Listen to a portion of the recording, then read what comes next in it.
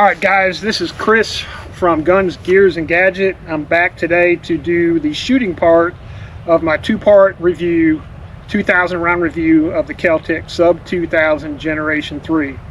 I have over 2,200 rounds through it, and we're going to test it today for accuracy and reliability from 7, 15, and 50 yards.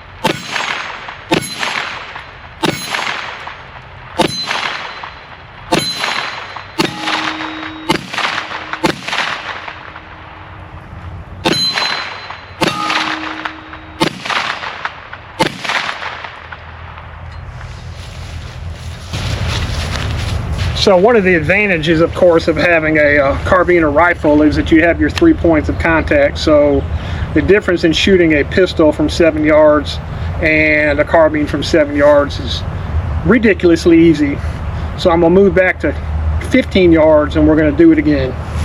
I'm going to run the plate racks from left to right and back to left again.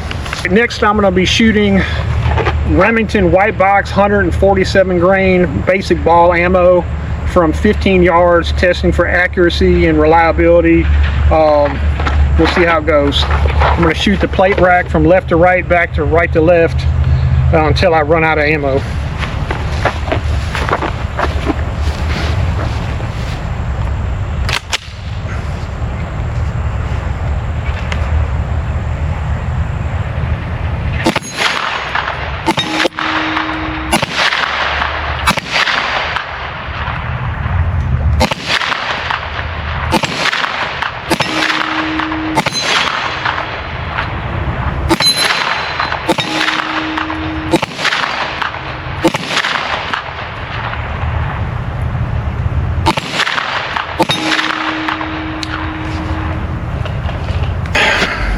So I have my friend here today, Kent from Guns and Stuff. His YouTube channel, Guns and Stuff, so check out his content. I'm going to have him actually be a guest shooter today. I never tell him ahead of time. I just, throw him in here with no warning. So I'm going to let him run the plate rack from left to right, back right to left till he runs out of ammo. You got 12 rounds, Kent. Step over my way about 6 inches. Huh? Step over this way about 6 inches. All right, you're good right there.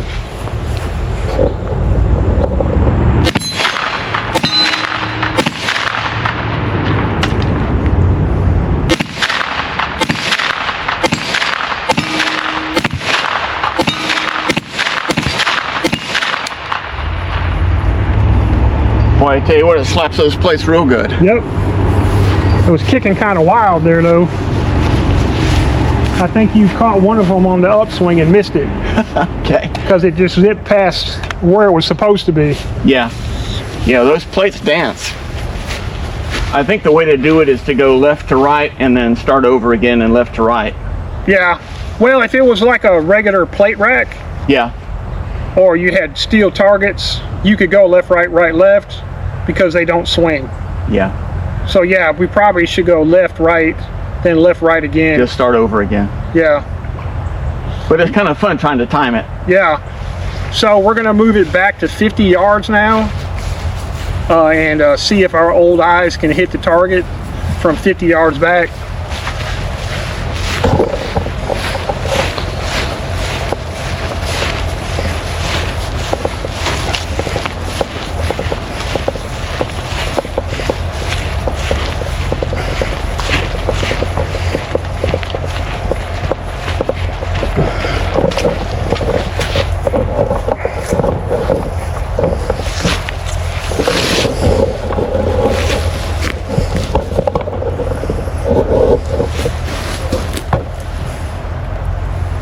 Alright guys, so we're going to give Kent the first shot at 50 yards And I just want you to know, if we miss, it's our fault, not the guns, because we're old.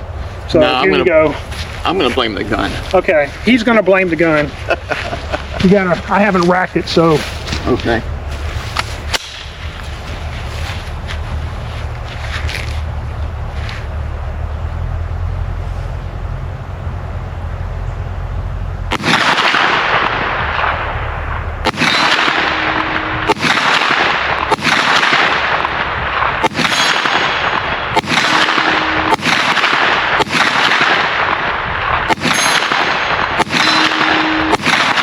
Yeah, you're hitting low.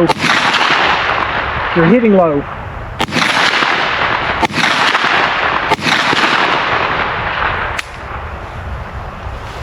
Yeah, it's the gun. Yeah, it's the gun. I think I only hit about a third of those. But The ones you hit, yeah. you were nicking the bottom of the target. Okay. All right, I'm going to test how accurately I can shoot the KelTec Sub2000 Gen 3 offhand from 50 yards.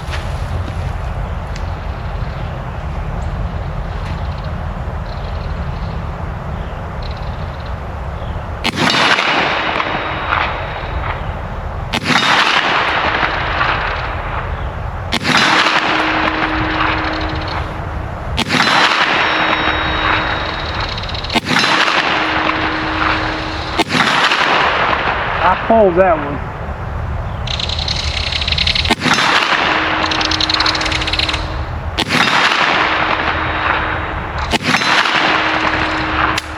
That's it. All right, we're going to give you another shot, because the targets, that's the size target you'd be shooting at from 50 yards. That's true. All right, I put Kent in there. Okay. All right, I'm going to give Kent a chance to redeem himself. He's a 2/3 size silhouette from 50 yards. Here you go, sir. All right. Thank you. No pressure on you. No pressure. No pressure.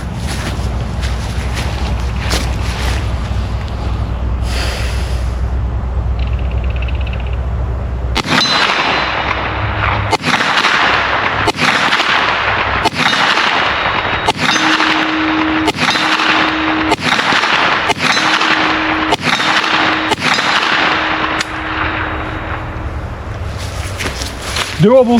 Yeah, it's doable. Especially if I slowed down. I just can't help myself. And you're kind of at an angle from the target. You really should have been standing like Yeah, right here. and plus the wind really was. The wind blew it. The wind was kicking up too, something fierce. A dog coughed and a bird. I heard a bird pass gas, so there was all kind of things working against him there. I'm going to test at 25 yards on a paper target, firing as fast as I can to see how accurate I am. And I'm going to measure out to 25 yards. I'm going to be using 3 different types of ammo. Underwood Plus P Plus, rated for 1,500 feet per second. Out of the rifle, we'll probably get close to 1,700. We're going to be shooting the Remington UMC white box ammo, and we're going to be shooting some Blazer Brass 115 grain full metal jacket. All right, I'm going to start off with Remington UMC 147 grain full metal jacket and see how we do from 25 yards. When I put ammo in the gun. Huh? Oh yeah, they work a lot better.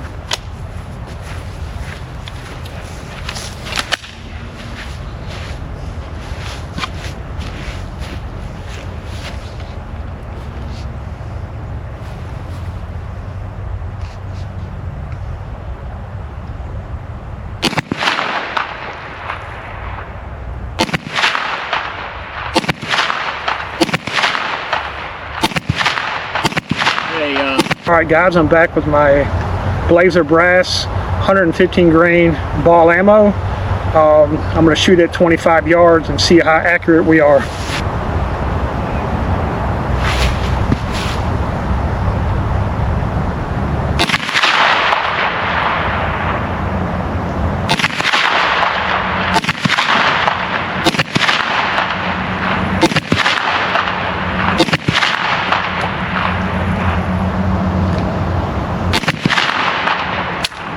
I'm going to be testing a 5-shot group with Underwood, 115 grain plus P plus ammunition, and see what kind of group we can get at 25 yards.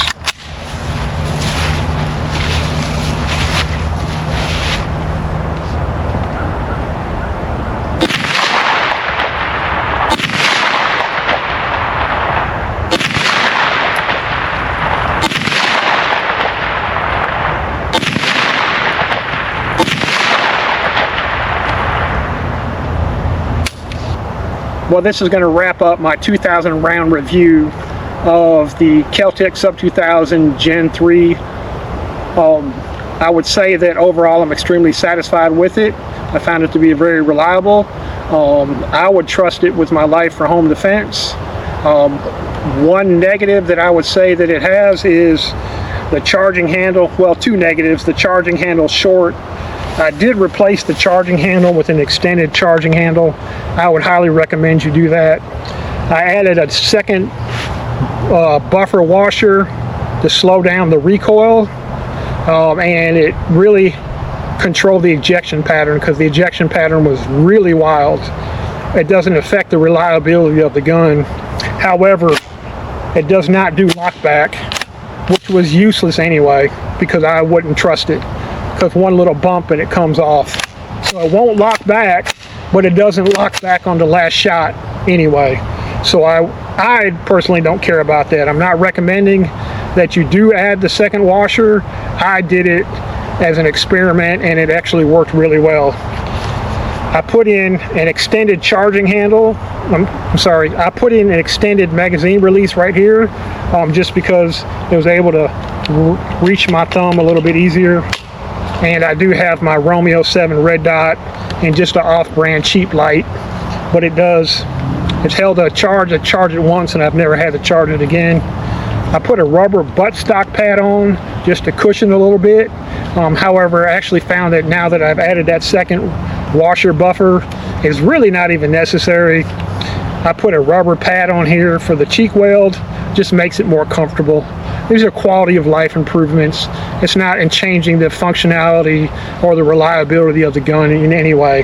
Just a little more comfort on a cold day to have that insulation right there on your cheek when you weld it up. I did put a slight riser on the red dot. Let me see if there's anything else. Oh, when I first got it, I put in a metal feed ramp. It had a plastic one. I don't think it's really necessary. After a few hundred rounds, it didn't look worn at all, but I wanted to do it while I had it apart anyway. But I've seen them as cheap as $319, and for $319 plus $70, $80 worth of upgrades, you've got a super reliable pistol caliber carbine for $400 or less. They regular retail is like $459, but I see them on sale all the time for $319, $329. So this is going to wrap up my 2,000 round review of the KelTec Sub2000 Gen 3. I'd like to throw a shout out to my buddy Kent, who helped me with the video today. Kent at Guns and Stuff. He has his own YouTube channel. Come check it out. There's a link to it on my page. Also, CK at CK Precision. He's into competition type shooting. He's got a lot of great content over there and some long distance 1,000-yard shooting if you like that kind of stuff. That's CK at CK Precision. Thank you guys for watching. If you like the content, like, subscribe, share, leave a comment.